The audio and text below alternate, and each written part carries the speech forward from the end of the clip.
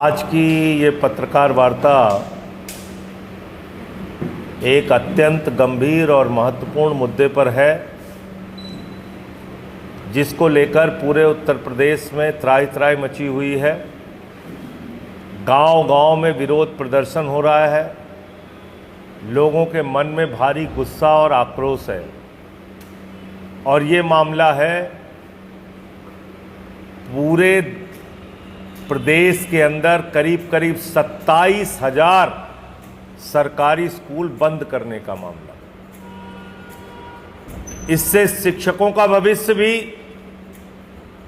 खतरे में है। स्कूल बंद होने के कारण वहां के प्रिंसिपल, वहां के टीचर कहां जाएंगे पता नहीं, और उत्तर प्रदेश के मासूम बच्चों का भविष्य जानबूझकर अंधकार में डालने का यह काम हो रहा है। जो देश का राइट टू एजुकेशन एक्ट है, वो एक्ट साफ तौर पे कहता है कि 1 किलोमीटर की परिधि में स्कूल होना चाहिए।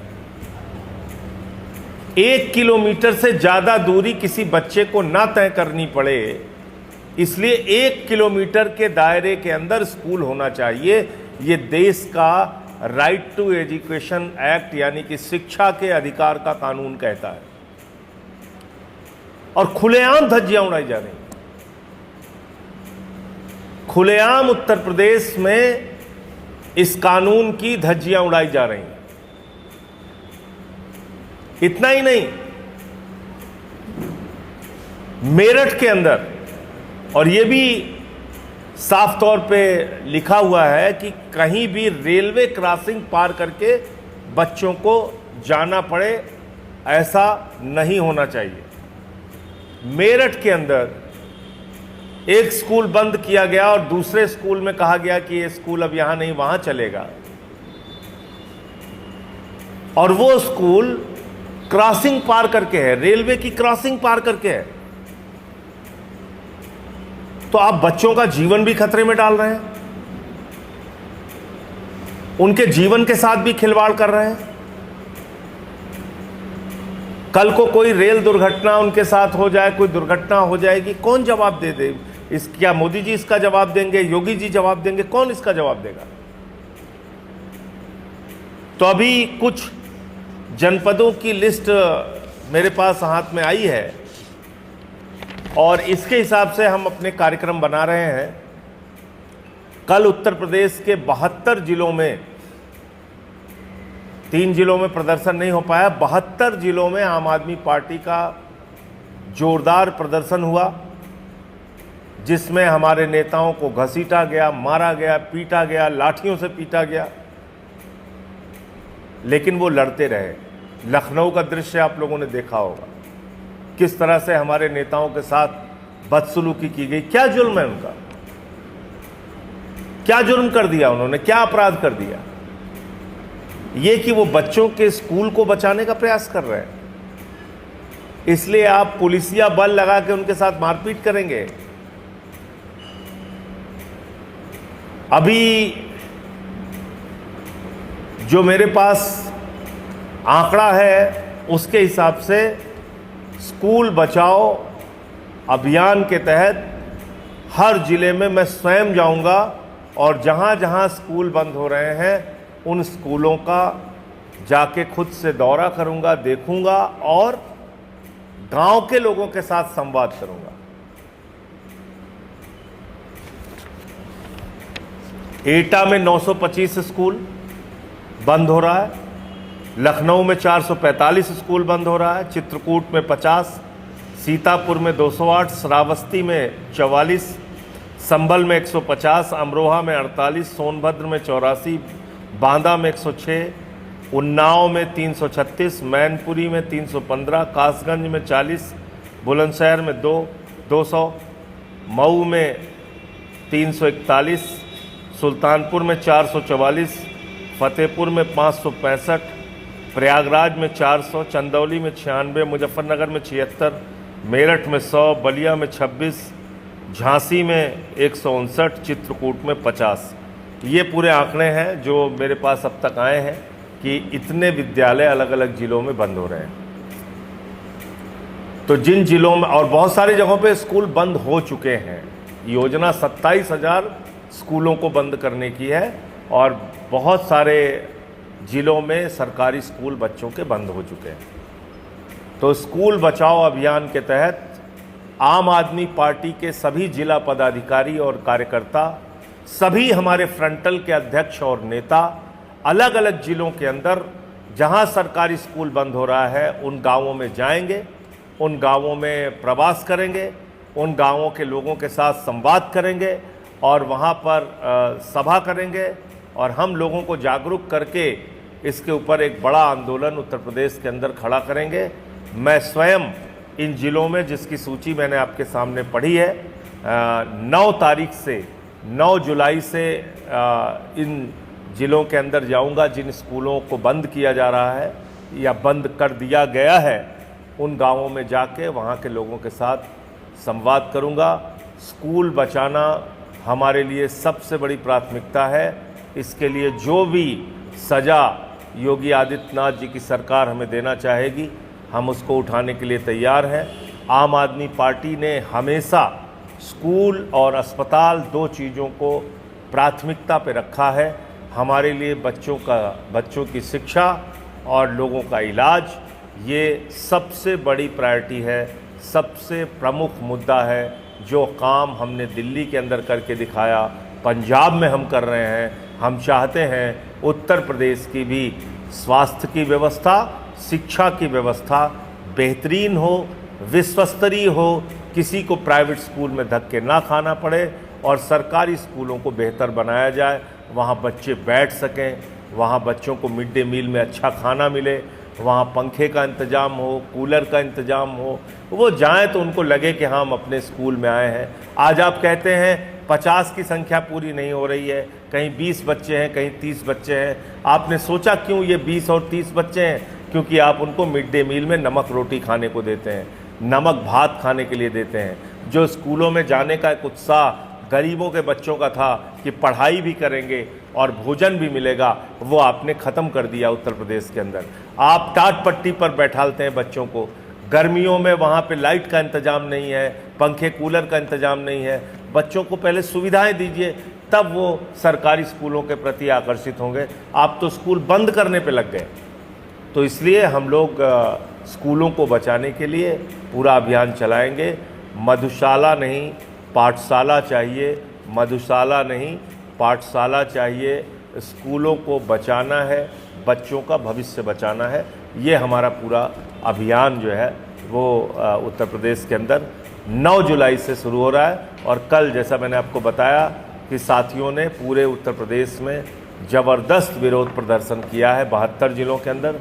3 जिलों में हमारा प्रदर्शन नहीं हो पाया, 72 जिलों में कल प्रदर्शन हुआ है। और आगे 9 जुलाई से हर ज़िले के अंदर हमारे फ्रंटल के अध्यक्ष, हमारे प्रांत के अध्यक्ष, हमारे ज़िलों के अध्यक्ष, हमारे प्रांत के पदाधिकारी और प्रभारी जिलों के, ये सब विधानसभाओं के अध्यक्ष, ब्लॉक के अध्यक्ष, ये सब इस मुहिम में जुट जाएंगे कि गांव-गांव जाएंगे और लोगों को जागरूक करेंगे जहां पे स्कूल बंद किए गए हैं। मुझे इतनी बात। भारतीय जनता पार्टी की सरकार थी उस समय राजनाथ सिंह शिक्षा मंत्री थे, आज वर्तमान में रक्षा मंत्री हैं। उनके होते, उन्हीं की सरकार होते हुए क्या कुछ कहना चाहेंगे इस प्रणाली पर? देखिए, मैं फिर दोहरा रहा हूँ इस बात को कि ये जो स्कूल बंद करना पड़ रहा है इनको, पहले भी 26,000 स्कूल उत्तर प्रदेश में बंद हो चुका है, ये आपकी जानकारी के लिए बता दूं। और 4 साल में ये बहुत चौंकाने वाला आंकड़ा है, 4 साल में 42 लाख बच्चों ने सरकारी स्कूल की शिक्षा उत्तर प्रदेश में छोड़ी है। 4 साल में 42 लाख बच्चों ने। तो इसका मतलब उत्तर प्रदेश की जो योगी सरकार है, डबल इंजन की जो सरकार है, जिसको मोदी जी कहते हैं डबल इंजन है, ये डबल इंजन पूरी तरीके से फेल हो गया है। आप बच्चों को शिक्षा नहीं दे पा रहे हैं, नौजवानों को रोजगार नहीं दे पा रहे हैं, जो टीचर्स हैं उनके भविष्य पे आपने बहुत बड़ा सवालिया निशान लगा दिया है, शिक्षकों की भर्ती नहीं हुई है, 1,92,000 शिक्षकों की भर्ती का आप ट्वीट करते हैं, फिर डिलीट कर देते हैं। प्रयागराज में छात्रों का आंदोलन चल रहा है, वो शिक्षकों की भर्ती की मांग कर रहे हैं। तमाम चीज़ें हो रही हैं पूरे प्रदेश के अंदर, लेकिन सरकार है कि कुंभकर्ण की नींद में सो रही है, क्योंकि उनको मालूम है कि उनको हिंदू मुसलमान के नाम पे, जाति धर्म के झगड़े के नाम पे वोट तो आराम से मिल जाएगा, तो इसलिए वो इस काम को कर रहे हैं और साथ ही साथ प्रदेश का माहौल बिगाड़ने का काम कर रहे हैं। अभी जैसे कांवड़ यात्रा के मार्ग में मैंने फिर देखा कि वहाँ पे कुछ गैर वर्दीधारी पुलिस वाले पैदा हो गए। गैर वर्दीधारी पुलिस वाले, वो अपने आप में एसपी भी हैं, डीआईजी भी हैं, आईजी भी हैं, डीजीपी भी हैं, योगी आदित्यनाथ भी हैं। कई योगी आदित्यनाथ घूम रहे हैं उन इलाकों में। किसी को पकड़ते हैं थप्पड़ मारते हैं, किसी को पकड़ते हैं दुकान चेक करते हैं। इनकी नियुक्ति किसने किया? योगी जी।